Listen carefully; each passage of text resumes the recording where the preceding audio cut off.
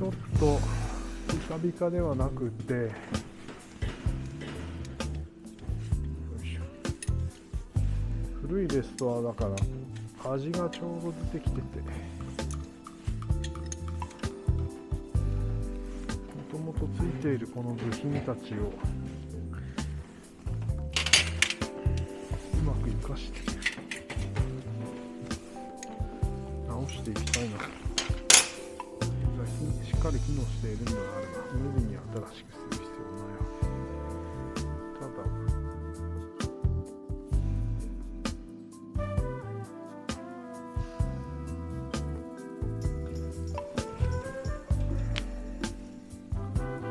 今ですね、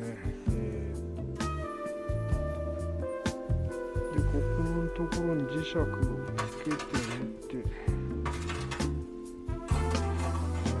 磁石につくのと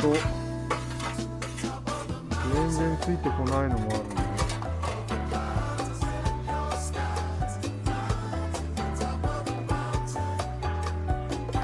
今オイル缶のオイルフィルターを洗って見てったんですけど、どうやらこれ砂みたいのが入ってて、ここに溜まってるのはいいんですけど、おそらくこれガラスのグラスビーズですね。と思ってレストアした時にブラストをかけて、その後の洗浄が不十分だったんでしょうね。やっぱりこれはばらさないとダメってことになりますね。でさっきの残ったオイルも一回この容器の中に入れて油分だけの落としてみたら、やっぱりこれだけのブラストの砂がもうはっきり出てるんで、ガラスですよね、透明ですから。トライアンフのエンジンを下ろしていきます。トライアンフのエンジンすごくコンパクトで軽いので、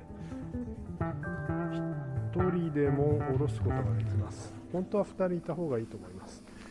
あとは下ろすときは右側にこう抜くような感じで抜いていきます。で全部補給類は外してあって、エンジンの周りがクリアになった状態で抜いていきます。抜いた後にエンジンを持ってどこに置くかっていうのはそこに置こうと思ってますけど、そこまで決めてそれで抜いていきたいと思います。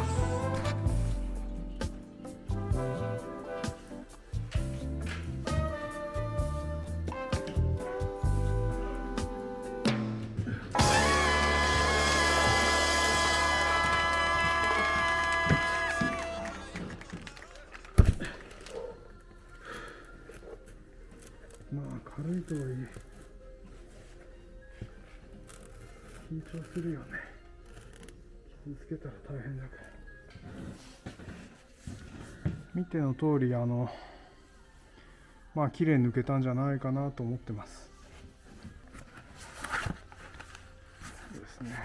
養生しといてよかったですね。ここの段ボールなんかもきっちりバッチリと。とりあえず今日はまあほっとしました。今日はここまでです。